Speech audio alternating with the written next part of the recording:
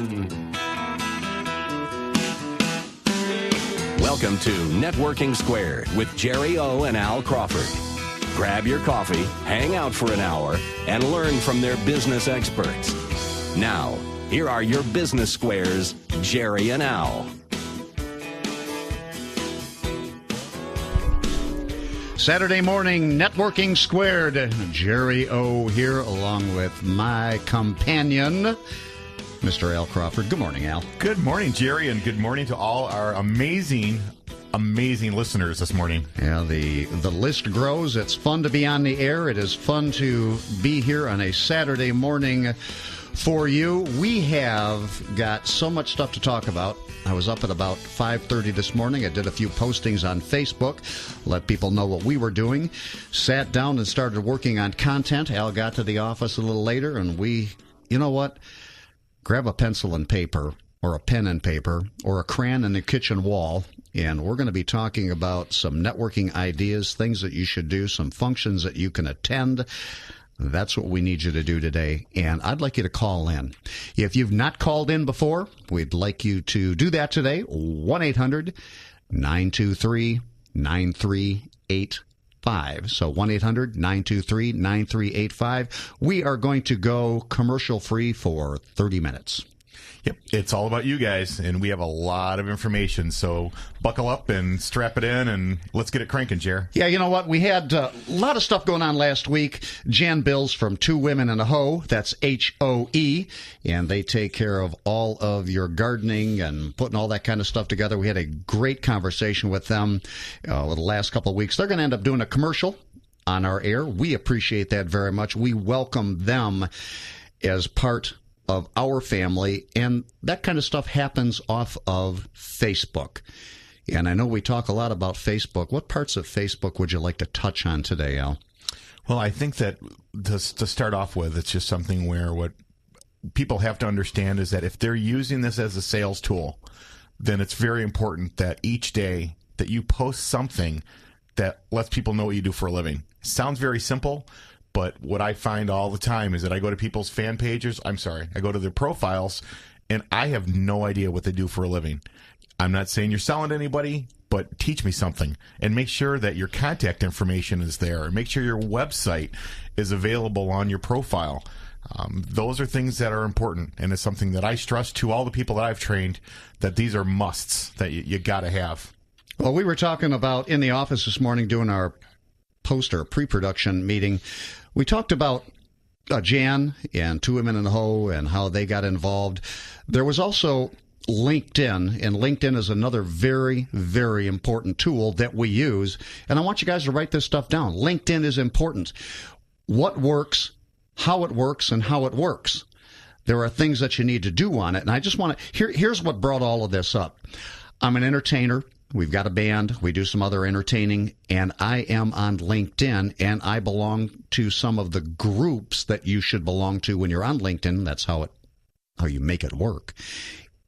And they were out looking on entertainment. So I got a call from a lady whose husband is Keith Fields. He is a comedian magician from England who just moved to the United States.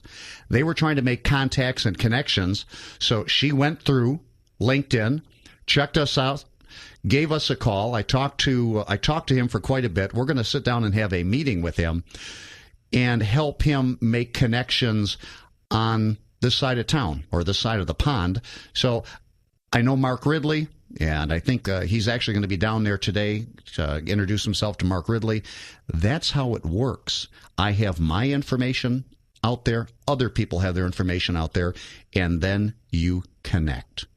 You have to take a look at with LinkedIn, and this is, again, where I kind of chuckle, is that the first thing that I ask people when I speak to them on the phone is, are you on LinkedIn and Facebook? And then I'm going to connect with you. And then I'm going to take a look at your profile because I need to know if I can refer you. And what I always find is that the question that I'll ask is that, first, are you on LinkedIn? And secondly, have you ever made a dime using LinkedIn? And what you find is that people think that just because they create a profile, that's the end of it. That's all they do. Well, the reality is that you have to be involved. You have to embrace it, and you have to, most importantly, join groups. You can't screw it up. Get on there, work on it. Look what you've got to fill in. Join some groups, and that is one of the most important part. In the groups that you're going to join, you can't break it. You can belong to 50 groups. What I really think that you need to do is to, when you create a profile, you can have groups that are your peers so that you can talk to and learn from each other. You can have groups that are your philanthropic interests. You can have these different types of groups, but the bottom line is that if you have a product or service or something that you're trying to market, you need to join groups that you think that your customers are going to be in. And that's the part I can't stress enough to our listeners, is that if you market to lawyers, then you need to join groups that have lawyers in them. If you have special interests, it's something where you have that ability. And I wanted to share the thing with Otto. Otto Alcon is one of my friends who I taught on LinkedIn. And one of the things I asked him was, I said, what are your passions? What are the things that you love? And he plays trumpet. And he actually now, because of between LinkedIn and Facebook, he actually plays in one of Jerry's bands. But this was a while ago. What actually ended up happening was I said, what is your passion? And he said, I play trumpet. So we went on LinkedIn and we looked up trumpet and we found trumpet groups. He joined that group. Now he has a common interest with this group of people already. Now what he does is he starts educating those people on what he does for a living. He sold group life insurance. There ended up being a guy on the East Coast who was in a band. Otto had been in a band.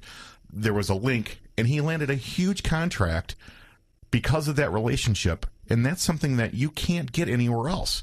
You already have that common thread. So if you belong to an alumni group, anything like that, those are groups that you want to be a part of, and you need to establish as to what you do for a living within those groups. Well, it is so important. It works. We prove it every week. We constantly stirring things up. We're making new contacts. I want to thank Colin McConnell. Give a special shout out for him. Of all the things that we know about Facebook and how we worked it, he said, hey, listen, I'd like to help you on your fan page. So he took our fan page, and now we have the click link on Networking Squared fan page. You can go right to our fan page, push the button, and listen live. Yeah, Colin he's a great guy, and that's something where we meet every couple of weeks and we brainstorm because there's different tips and things that we pick up. And he did a little once over on our fan page. And if you haven't been to it, go to our fan page. It's Networking Squared on Facebook.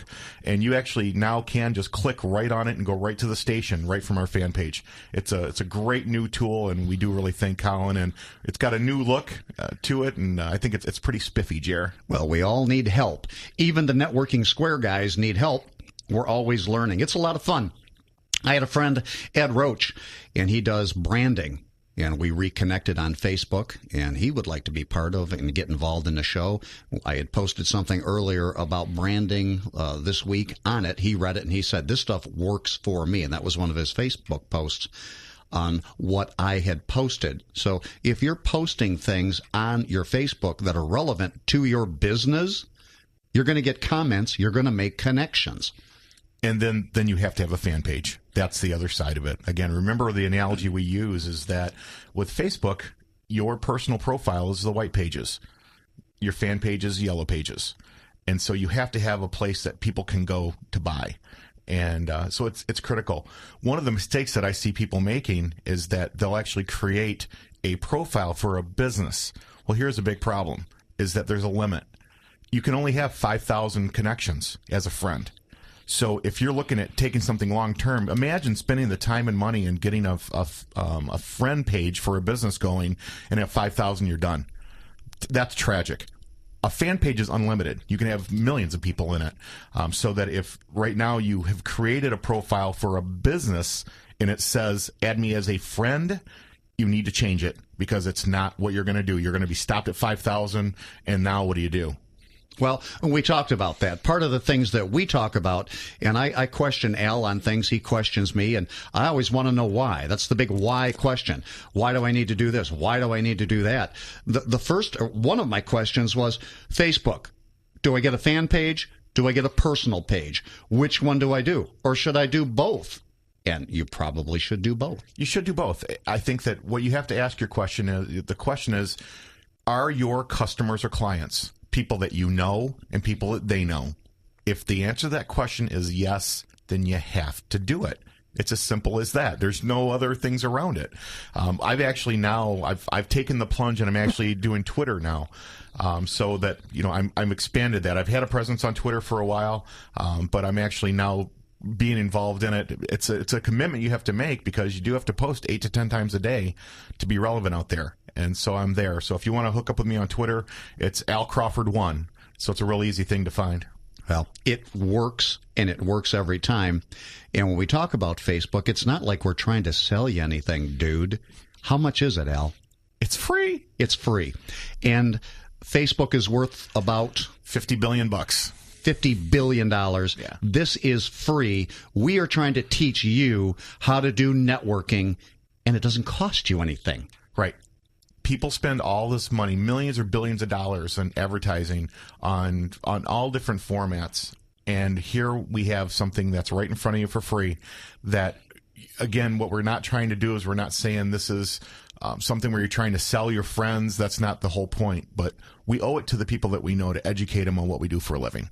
Well, when we talk about that and educate, Al and I are always out, and we are in the community constantly. And I got a chance to, I roller skate a couple times a week. All of my friends over at Skate World of Troy. And Cindy is one of the ladies that skates there. She has a great job. She's over at Beaumont here off of 59. She's looking to increase what she does. She's looking to get a different position.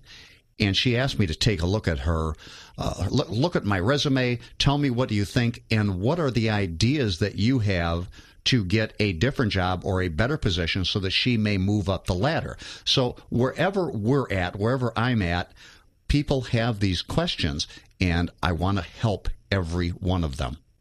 That's one of the things that I do a lot. When I'm out doing my speaking engagements, I'll ask if people have people that they know or they love that are, again, you can't say unemployed or underemployed, I guess would be a good term. And if you don't have a presence on LinkedIn and on Facebook, you are a ghost. You have to have that presence. And the great thing for somebody who's looking to upgrade or whatever is that LinkedIn it's the monster of all job searching tools. It generates $100 million a year from its job searching capabilities, and all the major recruiters, that's where they're at. But the really cool thing is that there's a lot of groups that you can join that are job related. And there's groups that you can join that actually have job postings in them. So you have that ability to kind of fine tune your search and do it in a format that's free. And so, again, joining those groups, look at the tabs, and many of them actually have job postings in them. Well, what we're going to do, and we have a very close friend, certainly of mine and of Al's, and she is looking for a customer service type job. Now, she's been in transition for a while, not really sure what to do. Being online and looking for the job search engines online just have not worked. And it's working with people you know. And we're going to start working with her on Facebook. She's looking for that customer service job. Outstanding girl. That's what I want to help her do. So we're going to be working on that this week. You and I, Al, we're going to put it to the test. And I'd be happy to do that. And again, the question is going to be, does she have a presence on LinkedIn and Facebook? Because remember, what most recruiters are doing is that as soon as they get a resume, the first thing they do is a Google search. And they look to see, do you have a LinkedIn and a Facebook presence? So they want to know that. You're done if you don't. They will not even consider you. That is an amazing, amazing thought. And these are the people that are in transition. So Brian's so happy that he's not in transition, and that is our engineer on the other side of the glass. I always look whether he's nodding or if he's falling asleep. And if he's smiling, I know that we are talking the right speak. So he definitely is part of Networking Squared.